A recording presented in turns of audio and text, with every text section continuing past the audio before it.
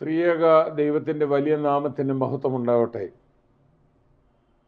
ജ്ഞാനായ സമുദായത്തിൽ എനിക്ക് ഏറ്റവും സ്നേഹിക്കുകയും ബഹുമാനിക്കപ്പെടുകയും ചെയ്യുന്ന വൈദിക സഹോദരങ്ങളെ, ജ്ഞാനായ സമുദായ അംഗങ്ങളെ, 76 വർഷങ്ങൾക്ക് മുമ്പ്, അതായത് കൊല്ലവർഷം 1122 കർക്കടക മാസം 16, 17 തീയതികളിൽ നടന്ന ജ്ഞാനായ അസോസിയേഷൻ സമുദായത്തിനായി ഒരു ഭരണഘടന അംഗീകരിക്കുകയും 1123 അന്നത്തെ അഡ്മിനിസ്ട്രേറ്റർ ആയിരുന്ന ദിവംഗതനായ താമരപ്പള്ളി TK എബ്രഹാം കോർപ്പിസ്കോപ്പ ആ ഭരണഘടന അംഗീകരിക്കുകയും പിന്നീട് അഡ്മിനിസ്ട്രേറ്ററായി വന്ന ബഹുമാനപ്പെട്ട പുരയ്ക്കൽ PJ തോമസ് കോർപ്പിസ്കോപ്പ സമുദായം ഒട്ടുക്ക് അത് നടപ്പിലാക്കുകയും ചെയ്തു.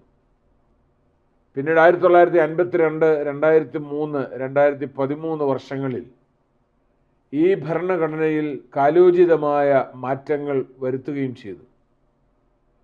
ഈ ഭരണഘടനയാണ് ജ്ഞാനായ സമുദായത്തെ ഇന്നും യാതൊരു പോറലുമേൽക്കാതെ നിലനിർത്തുവാൻ സഹായിച്ചത്. എന്നാൽ ഈ മാസം 21-ാം തീയതി കൂടുന്ന അസോസിയേഷനിൽ അവതരിക്കപ്പെടുവാന്ന ഭേദഗതികൾ ഇന്നുവരെയും ഈ സമുദായം കാത്തുസൂക്ഷിച്ച എല്ലാ സത്യവിശ്വാസത്തെയും പാരമ്പര്യത്തെയും ആചാര അനുഷ്ഠാനങ്ങളെയും ദോഷകരമായി ബാധിക്കും. സമുദായത്തിൽ ഭരണഘടന നിലവിൽ വന്നതിന് ശേഷം ഇന്നുവരെയും ഭരണഘടനയുടെ പീഠിക ഒരു അസോസിയേഷനും ഭേദഗതി ചെയ്തിട്ടില്ല.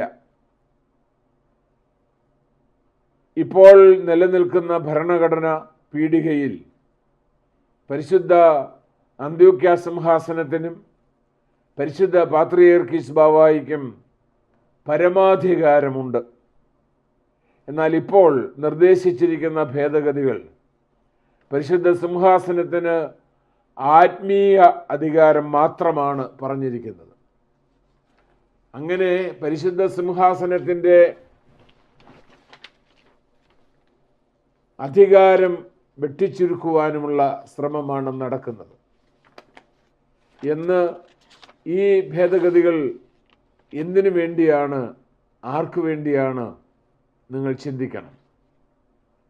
ജ്ഞാനായ അസോസിയേഷനാൽ തിരഞ്ഞെടുക്കപ്പെട്ട് പരിശുദ്ധ സിംഹാസനം ഭരണഘടന പ്രകാരം വാഴിച്ച് നിയമിക്കപ്പെടുന്ന മെത്രാപ്പോലിത്തന്മാരുടെ മേൽ പരിശുദ്ധ ബാവായിക്ക് ഇനിമേൽ യാതൊരു അധികാരവും ഉണ്ടാകുകയില്ല. ആത്മീയ അധികാരം എന്നതുകൊണ്ട് എന്താണ് ഉദ്ദേശിക്കുന്നത്? പട്ടം കൊടുക്കുക മാത്രമോ? ചുരുക്കത്തിൽ ജ്ഞാനായ അസോസിയേഷൻ തിരഞ്ഞെടുക്കുന്ന വൈദികന് മെത്രാൻ പട്ടം കൊടുക്കുവാനുള്ള ഒരു അധികാരി മാത്രമായി പരിശുദ്ധ ബാവായെ പരിമിതപ്പെടുത്തിയിരിക്കുന്നു. വകുപ്പ് 4 പള്ളി ഇടവകയെപ്പറ്റി നിർവചിച്ചിട്ടുള്ള ഭാഗത്തും വലിയ മാറ്റമാണ് വരുത്തിയിരിക്കുന്നത്. നിലവിലുള്ള ഭരണഘടനയിൽ പറയുന്നത് ഇപ്രകാരമാണ്: സഭയുടെ പരമാധികാരം വഹിക്കുന്ന അന്ത്യോക്യയുടെയും കിഴക്കൊക്കെയുടെയും സ്ലീഹായിക്കടുത്ത വിശുദ്ധ സിംഹാസനത്തിന്മേൽ അതത് കാലം വാഴുന്ന പാത്രിയർക്കീസന്മാരുടെയും ജ്ഞാനായ അസോസിയേഷനാൽ തിരഞ്ഞെടുക്കപ്പെട്ട് ആ സിംഹാസനത്തിൽ നിന്ന് അപ്പോഴപ്പോൾ വാഴിച്ച് അയക്കപ്പെടുന്ന മെത്രാപ്പോലിത്തന്മാരുടെയും മേലധികാരത്തിനും ആജ്ഞയ്ക്കും കീഴ്പ്പെട്ട് നടന്നു വന്നിട്ടുള്ളതും മേലാൽ നടക്കേണ്ടതുമാകുന്നു. എന്നാൽ പുതിയ ഭേദഗതിയിൽ പരിശുദ്ധ പാത്രിയർക്കീസ് ബാവയെ പൂർണ്ണമായി ഒഴിവാക്കി. മാത്രമല്ല, ഇവർ പറയുന്നത് ജ്ഞാനായ അസോസിയേഷനാൽ തിരഞ്ഞെടുക്കപ്പെട്ട് അപ്പോഴപ്പോൾ വാഴിക്കപ്പെടുന്ന മെത്രാപ്പോലീത്തായുടെ മേലധികാരത്തിനും ആജ്ഞയ്ക്കും കീഴ്പ്പെട്ടും എന്ന് തുടങ്ങുന്നു. എന്നാൽ ആരാണ് വാഴിക്കുന്നതെന്ന് പറഞ്ഞിട്ടില്ല. ആ സ്ഥിതിക്ക് ആർക്ക് വേണമെങ്കിലും വാഴിക്കാം എന്നാണ് മനസ്സിലാക്കേണ്ടത്. വകുപ്പ് 8 വരുത്തുവാൻ ഉദ്ദേശിക്കുന്ന ഭേദഗതികൾ ഈ സമുദായത്തിൻ്റെ എപ്പിസ്കോപ്പസിയെ ഇല്ലാതാക്കും. വൈദികരുടെ മേലധികാരികൾ മെത്രാപ്പോലിത്തന്മാരാണ്. വൈദികരുടെ നിയമനവും സ്ഥലം മാറ്റവും ശിക്ഷണ നടപടികൾ ആവശ്യമെങ്കിൽ അതും മെത്രാപ്പോലിത്തന്മാരുടെ മാത്രം അധികാരത്തിൽപ്പെട്ട കാര്യങ്ങളാണ്.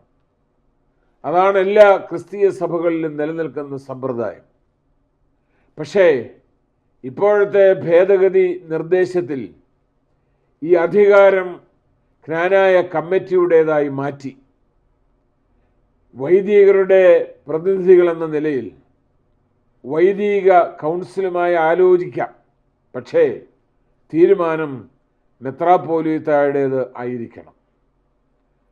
മെത്രാപ്പോലീത്തന്മാരുടെ റിട്ടയർമെൻറ്റ്, യഥാർത്ഥത്തിൽ സുറിയാനി സഭയിൽ ഒരു മെത്രാപ്പോലീത്തായ്ക്കും റിട്ടയർമെൻറ്റ് ഇല്ല.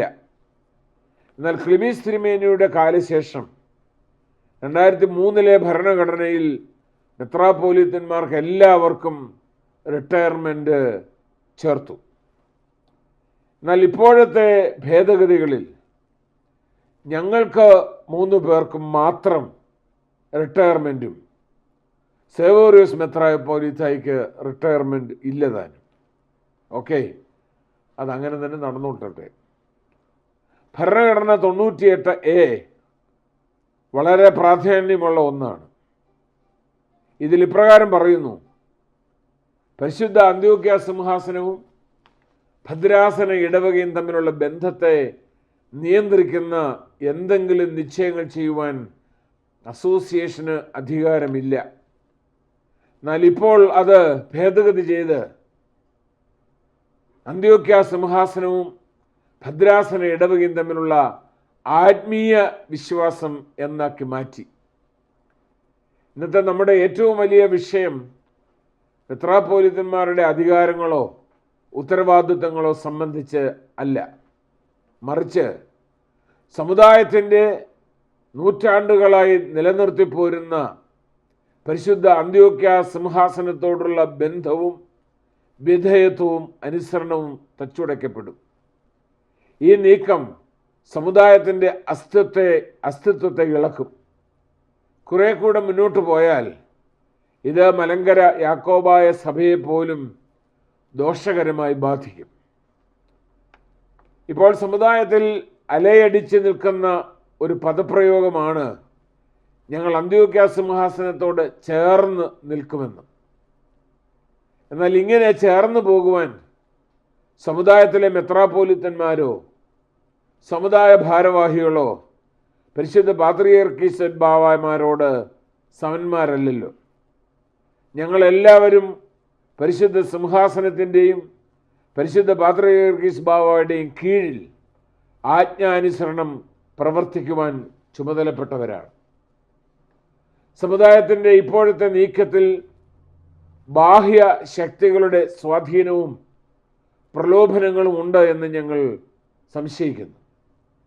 നമ്മുടെ പിതാക്കന്മാർ കണ്ണിലെ കൃഷ്ണമണി പോലെ അനേക നൂറ്റാണ്ടുകളായി പരിപാലിച്ച് കാത്തുസൂക്ഷിക്കുന്ന നമ്മുടെ പൈതൃകവും പാരമ്പര്യവും സത്യവിശ്വാസവും സംരക്ഷിക്കുവാനും നിലനിർത്തുവാനും നമുക്കെല്ലാവർക്കും ഉത്തരവാദിത്വമുണ്ട് എന്നുള്ളത് നാം വിസ്മരിക്കരുത്.